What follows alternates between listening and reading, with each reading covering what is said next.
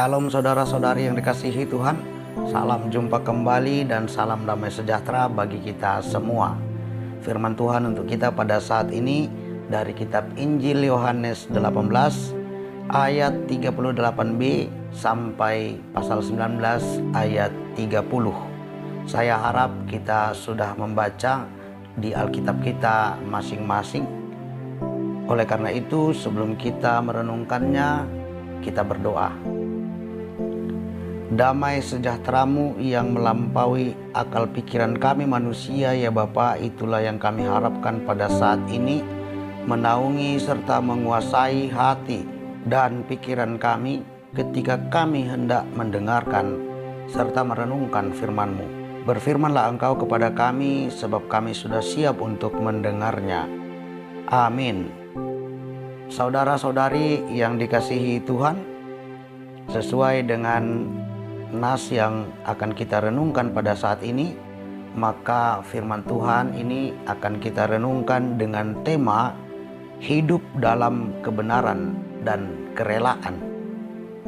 Saudara-saudari yang dikasihi Tuhan, sungguh besar kasih Allah bagi segala makhluk yang diciptakannya. Ia menetapkan hukum kehidupan yang baik supaya segala makhluk yang diciptakannya dapat hidup dengan baik. Air hujan turun pada musimnya, padahal tidak ada orang yang membuat tabung penampung dan kerannya di langit. Tanah menumbuhkan tunas-tunas muda, padahal tidak ada orang yang menaburkan benihnya. Matahari bersinar terang, memberikan energi panas, dan dapat membuat bulan bercahaya. Bintang-bintang memiliki cahaya sendiri, padahal tidak ada orang yang membuat mesin dan bola lampunya. Segala jenis dan rupa makhluk yang tidak terhitung banyaknya hidup di air maupun di darat, padahal tidak ada orang yang membibitkan dan menabur bibit makhluk-makhluk tersebut. Demikian juga manusia. Manusia diciptakan lalu kawin, dan dari perkawinan itu lahir manusia baru yang pada awalnya hanya berupa cairan dari tubuh seorang laki-laki dan seorang perempuan. Manusia baru itu bisa terbentuk dan rupa maupun sifatnya pun sama dengan bapak ibunya, padahal tidak ada orang atau mesin yang membentuknya. Begitulah garis-garis besar hukum kehidupan yang telah ditetapkan Allah atas bumi ini, sehingga kehidupan selalu berkesinambungan dan segala makhluk dapat hidup dengan baik. Selain itu, saudara-saudari, Allah juga menetapkan hukum kehidupan yang baik yang dikhususkan bagi manusia. Melalui komunikasi dan pengutusannya terhadap orang-orang tertentu, Ia telah menyatakan hukum yang baik itu kepada semua manusia. Demikian juga kepada kita. Ia menghendaki supaya manusia dapat beribadah kepadanya dan hidup menurut ketetapannya. Sebab hanya Dialah sumber segala yang ada, dan ketetapan yang dirancangnya pun adalah kebenaran yang mendatangkan kebaikan. Tetapi saudara-saudari yang dikasihi Tuhan, sekalipun manusia mengetahui dan mengakui kasih Allah serta kebaikan dari kebenaran yang ditetapkannya tersebut, pada kenyataannya masih banyak manusia yang mengabaikan semua itu. Manusia lebih cenderung mengutamakan apa yang dipikirkannya, bukan mengutamakan apa yang telah ditetapkan oleh Allah. Hal inilah yang membuat manusia menjadi berdosa kepada Allah dan cenderung melakukan kesalahan kepada sesamanya. Itu terbukti ketika Allah mengutus orang-orang pilihannya untuk menyatakan kebenarannya. Banyak dari manusia yang menolak keberadaan orang-orang pilihannya tersebut dan mengabaikan kebenaran yang disampaikannya. Sebab apa yang dipikirkan oleh manusia memang berbanding terbalik dari apa yang ditetapkan oleh Allah. Salah satu contohnya, secara umum menurut manusia, makanan adalah sumber hidup. Tetapi menurut ketetapan Allah, makanan itu bukan sumber hidup. Yang menjadi sumber hidup adalah kebenaran firman-Nya. Saudara-saudari yang dikasihi Tuhan, pertentangan seperti itulah yang dihadapi Yesus pada saat Ia mengajarkan kebenaran yang dari Allah kepada seluruh lapisan masyarakat Yahudi. Yesus mengajarkan kebenaran dan Ia juga menyatakan kuasa Allah yang menyertai kebenaran yang diajarkannya tersebut. Perjalanan demi perjalanan, pengajaran demi pengajaran, dan mujizat demi mujizat, semua dilakukan Yesus supaya semua orang dapat hidup dengan pola yang benar, yang sesuai dengan apa yang dikehendaki Allah bagi mereka. Tetapi pada kenyataannya, mereka, dalam hal ini para pemuka agama Yahudi, seperti imam-imam kepala, ahli-ahli Taurat, dan orang-orang Farisi yang diikuti oleh sebagian besar lapisan masyarakat Yahudi pada saat itu, mereka menolak Yesus. Dan mereka menjatuhi Yesus dengan hukuman mati. Padahal, kalau mereka mau mengikuti ajaran Yesus dan percaya serta menyatakan kepercayaan mereka dengan sungguh-sungguh kepada Allah, maka kehidupan keagamaan dan politik mereka pasti akan berangsur-angsur menjadi lebih baik, walaupun harus menghabiskan waktu yang cukup lama, sebab pada saat itu mereka masih di bawah kekuasaan Romawi. Saudara-saudari, dari apa yang dialami oleh Yesus, sesungguhnya Allah telah memperlihatkan beberapa hal kepada semua orang. Demikian juga kepada kita. Yang pertama, Allah memperlihatkan bahwa Ia merelakan dirinya dalam rupa Yesus Kristus untuk menjadi pemberita kebenaran yang bersumber dari dirinya sendiri. Jadi dalam hal ini Allah tidak mengutus seseorang manusia lagi, tetapi Ia sendiri yang datang. Tindakan ini menjadi bukti bahwa Dia telah memaklumi dosa seluruh umat manusia terhadap dirinya, dan Dia ingin menciptakan hubungan damai dengan seluruh manusia ciptaannya tersebut. Lalu yang kedua, Allah memperlihatkan bahwa Ia membiarkan dirinya dalam rupa Yesus Kristus menjadi korban dari dosa manusia, supaya manusia dapat melihat bahwa ketika manusia lebih mengutamakan apa yang dipikirkannya dan mengabaikan apa yang ditetapkan Allah, maka yang muncul adalah sikap dan perbuatan yang tidak baik. Yang pertama, mari kita lihat dari imam-imam kepala, orang-orang Farisi, dan ahli-ahli Taurat. Saudara-saudari, pada mereka ada iri hati, dengki, perasaan sentimen pribadi dengan orang lain, dalam hal ini dengan Yesus. Perasaan dikucilkan atau disisihkan ketika Yesus melayani banyak orang dan ketika Yesus disenangi oleh banyak orang. Perasaan disaingi oleh Yesus. Upaya menjebak atau cari-cari kesalahan orang juga ada pada mereka. Mereka sering bertanya ataupun berdiskusi dengan Yesus dalam waktu-waktu tertentu hanya untuk menjebak atau mencari-cari kesalahan Yesus. Mereka juga suka memplesetkan apa yang dikatakan oleh orang. Apa yang dikatakan Yesus dalam pengajarannya, mereka suka plesetkan itu.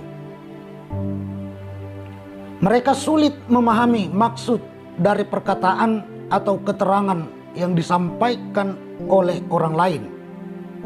Dalam hal ini yang disampaikan oleh Yesus.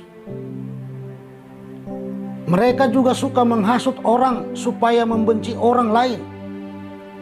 Berpihak pada penyamun, menggunakan kekuasaan massa untuk hal-hal yang tidak baik, mencari keuntungan pribadi atau kelompoknya saja, menggunakan hukum keagamaan untuk menjatuhkan, menyiksa, serta membunuh orang lain. Lalu yang kedua, mari kita lihat dari pihak murid-murid Yesus. Saudara-saudari, dari murid-murid Yesus kita melihat bahwa mereka tidak memiliki keberanian untuk menyatakan status diri sebagai murid Yesus. Hal ini terbukti ketika dari tengah-tengah mereka ada yang mengkhianati Yesus, menyangkal dan meninggalkan Yesus di saat orang-orang mencaci, meludahi, serta menyesah Yesus.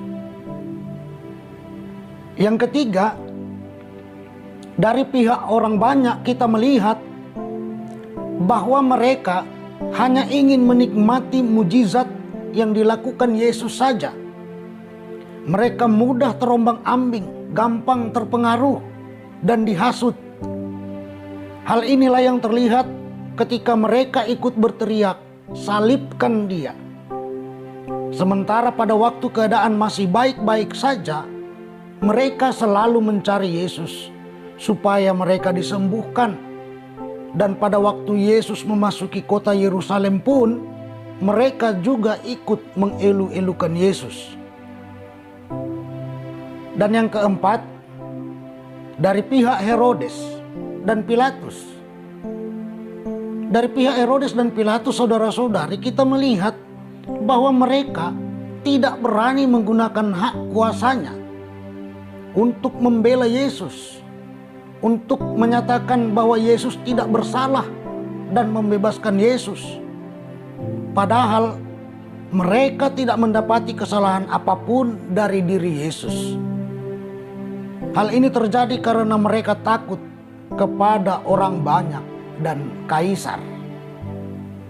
Saudara-saudari, dari sikap dan perbuatan yang dimunculkan oleh dosa itulah pada akhirnya memunculkan penganiayaan, kesengsaraan, dan kematian terhadap Yesus. Lalu yang ketiga yang diperlihatkan Allah dari kisah yang dijalani oleh Yesus ini, saudara-saudari, Allah membiarkan dirinya dalam rupa Yesus Kristus untuk menunjukkan sikap yang benar dalam menghadapi sikap dan perbuatan orang-orang yang tidak menerima kebenaran. Sikap yang benar tersebut adalah tidak berupaya membela diri. Sebab upaya membela diri di tengah-tengah orang-orang yang tidak menerima kebenaran adalah upaya yang sia-sia. Yang benar pun dikatakan akan tetap disalahkan. Oleh karena itu, saudara-saudari yang dikasihi Tuhan, melalui nas ini, melalui kebenaran firman Tuhan ini, yang pertama yang perlu ada pada diri kita, yang selalu terpancar dari kehidupan kita adalah bersyukurlah kepada Allah oleh karena kemurahannya dalam mengajarkan kebenarannya kepada kita. Mendekatlah kepadanya dan ikutilah kebenarannya tersebut. Yang kedua, kalaupun kita bukan orang-orang yang 100% mengikuti kebenaran yang daripada Allah, tetapi tetaplah berpihak pada kebenaran Allah. walau apapun yang akan terjadi. Sebab kalau kita berpihak kepada kebenaran menurut ukuran manusia atau menurut pemikiran kita, maka yang muncul adalah kesengsaraan dan kematian. Ingat saudara-saudari, bahwa penghakiman yang kita pakai untuk menghakimi orang dan ukuran yang kita pakai untuk mengukur orang lain akan dipakai juga untuk menghakimi kita dan diukurkan kepada kita. Ini yang dikatakan Yesus dalam kitab Injil Matius 7 ayat 2. Tidak kepada diri kita, kepada orang-orang terdekat kita, bahkan kepada anak cucu kita. Oleh karena itu, tetaplah berpihak pada kebenaran Allah. Yang ketiga, tetaplah bersikap rela di saat kita menghadapi kesulitan hidup atau tuntutan seperti yang dialami oleh Yesus. Kita tidak perlu repot-repot dan menyibukkan diri untuk membela diri kita atau membuktikan kebenaran kita, kemampuan kita, kekuatan kita. Sebab bukan kebenaran kita yang harus kita perlihatkan kepada orang atau perlu kita buktikan di tengah-tengah situasi sulit yang kita alami dalam kehidupan sehari-hari. Tetapi kebenaran Allah, itulah yang perlu kita nyatakan di setiap waktu. Lihatlah Yesus, saudara-saudari. Ketika Pilatus berkata kepadanya, "Tidakkah engkau mau bicara dengan aku? Tidakkah engkau tahu bahwa aku berkuasa untuk membebaskan engkau dan berkuasa juga untuk menyalibkan engkau?" Yesus dalam hal ini malah menjawab, "Engkau tidak mempunyai kuasa apapun terhadap aku, jikalau kuasa itu tidak diberikan kepadamu dari atas. Sebab itu, dia yang menyerahkan aku kepadamu lebih besar dosanya." Saudara-saudari, Yesus tetap memberitakan kebenaran bahwa Pilatus berkuasa karena Allah yang mempercayakan kuasa itu kepadanya. Di tengah-tengah penderitaannya, sebenarnya bisa saja Yesus menyatakan sebuah pujian, pengakuan terhadap Pilatus. Oleh karena pada saat itu memang Pilatus berkuasa untuk membebaskan dia atau menyalibkan dia. Tetapi saudara-saudari, Yesus justru tetap memberitakan, mengatakan apa yang benar kepada Pilatus. Dan ketika Pilatus mendengar hal itu, ia pun berusaha untuk membebaskan Yesus. Saudara-saudari yang dikasihi Tuhan, lihatlah betapa berkuasanya kebenaran itu dalam mempengaruhi seseorang. Oleh karena itu, saudara-saudari, tetaplah beritakan kebenaran yang daripada Allah dalam kehidupan kita sehari-hari. Hiduplah dalam kebenaran. Dan mari kita rela untuk menjalani situasi kehidupan yang sulit maupun tantangan, tuntutan seperti yang dialami oleh Yesus. Dan biarkanlah Allah yang berkuasa penuh untuk membela serta menyelamatkan kita. Amin. Kita berdoa. Terima kasih Bapa, oleh sebab firman-Mu sudah kami dengar serta kami renungkan. Biarlah kami hidup dalam kebenaran-Mu dan memiliki kerelaan untuk menanggung segala sesuatu sebagai dampak dari kebenaran itu. Engkaulah yang memampukan kami untuk menjadi murid-murid Kristus pada masa kini. Di dalam nama Yesus kami berdoa. Amin. Shalom bagi kita semua.